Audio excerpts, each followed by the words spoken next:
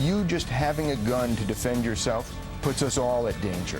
Organizations like the NRA, which are trying to increase deaths by gun in this country. Violence is always going to be part of it if guns are available. That made sense to me for years because it's logical to think that if more people own these, there'll be much more gun crime. Also, I live in New York City. There are a lot of people here.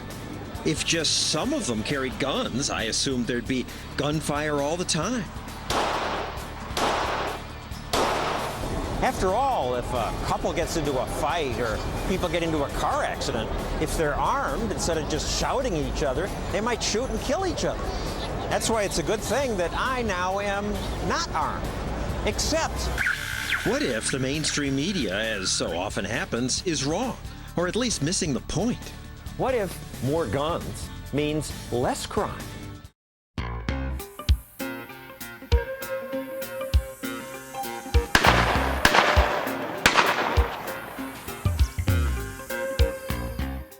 What about the idea of concealed carry, that a person should be allowed to have a pistol on his person, concealed?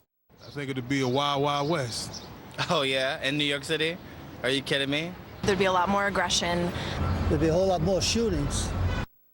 So I believed that for years, despite having become a libertarian. It was just intuitive. If everyone around here has a gun, that would lead to much more gun crime. But then I read a book titled More Guns, Less Crime. It's an odd title. It was sort of a head spinner for me. How can more guns lead to less crime? So please welcome the author, John Lott. So how can more guns? You have fans here. Well, we have a biased audience. It's nice to have that once in a while. But why less crime? Make your case. Just as you can deter criminals with higher arrest rates or higher conviction rates, the fact that a would-be victim might be able to defend themselves can also make it riskier for criminals to go and commit crime and deter some of them from doing it. My research finds that the police are probably the single most important factor for reducing crime, but I think the police themselves understand that they virtually always arrive on the crime scene after the crime's been committed. And that raises a question: what do you advise someone to do when they're having to confront a criminal by themselves? And simply telling people to behave passively actually turns out to be pretty bad advice. But people injure themselves accidentally with guns. They kill themselves with guns. They get angry and shoot someone in a heated moment. Right. Guns make it easier for bad things to happen. But they also make it easier for people to protect themselves and prevent bad things from happening. The question is, what's the net effect? I can't find a place in the world where we've had a ban on guns and you haven't seen an increase in murders afterwards. Concealed carry terrifies a lot of people, and many people would be shocked to know how many states already allow it. And here is, I think, a very cool map that shows which states already have it. States that have concealed carry laws are colored yellow. This was the law in 1986. That's 25 years ago. Over the years, more and more states changed their laws to allow concealed carry. The mainstream media and my neighbors are so isolated here in New York City and Washington, D.C. Most of us have no clue that carrying a concealed weapon is already legal in most of the country. More places all the time, legal guns, yet crime does keep dropping. More guns, less crime. Dennis? When John says that the consensus of experts is that these laws have led to the crime decrease, that is absolutely wrong. That is, and what he does is he conveniently excludes from his analysis all of the public health researchers that have weighed in on this. John, and time again they have said that John's data simply does not support his conclusions and that this is a very dangerous policy. Bad data. Some people have said that. Well, academics at over 200 different universities have looked at the data that I've had given out. We've had dozens of academic studies been published in peer-reviewed journals that have looked at the research that I've done. All right, well, we have this chart from your book that shows violent crime rates after concealed carry laws passed. Here it is for murder. It's impressive. After the law passed, crime went down. Well, we hear about the murders and robberies. We don't often hear about the murders or robberies that are stopped because someone has a gun. Sometimes people just show a gun and the robber runs away.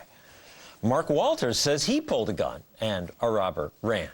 Nikki Gozer says because she could not pull a gun, her husband was killed.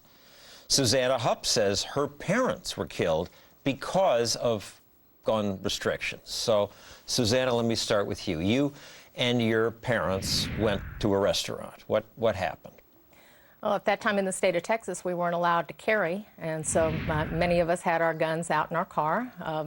A madman drove his truck through the window and very methodically began executing people. He had complete control over the situation, and the short version is that he killed 23 people, including my parents. And I was very angry because I didn't have the opportunity to at least change the odds.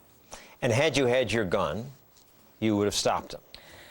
You know, you can argue that back and forth. As your other guest said, you can what if it to death. But the one thing I don't think anybody can argue with is that it would have changed the odds. Not one of these mass shootings has occurred in a place where guns was allowed. I mean, stop and think of that. I can't think of a single place where a mass shooting has occurred where guns were allowed. These people look for fish in a barrel. They look for easy targets and high body bag counts. And at this restaurant, you weren't the only person who left her gun in the car. Yes, sir. There were a number of people.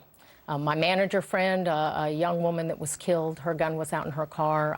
A man whose wife was killed.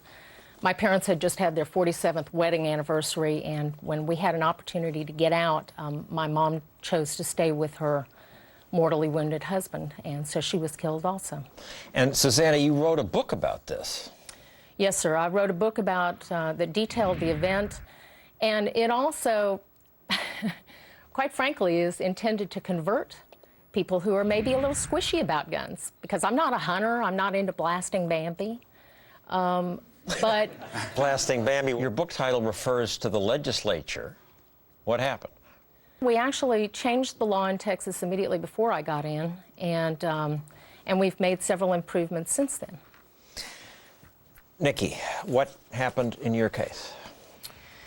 My husband, Benjamin Gozer, was murdered right in front of me by a man who had been stalking me. I'm a right-to-carry permit holder in Tennessee. You had a gun for your safety? Yes, but because of Tennessee state law at the time, I had to leave my loaded, permitted, legal weapon locked in my vehicle that night. The Tennessee law said you can't take it any place that serves alcohol. That is correct, but the man that murdered my husband brought one in, and he did not have a handgun carry permit. Criminals don't care about the law. And had you had your gun, you think you would have been in a position to stop him? I believe so, and like Susanna said, you know, at least we would have had a fighting chance at being survival instead of just being pure victims. And you talk about the gun being the great equalizer. Yes.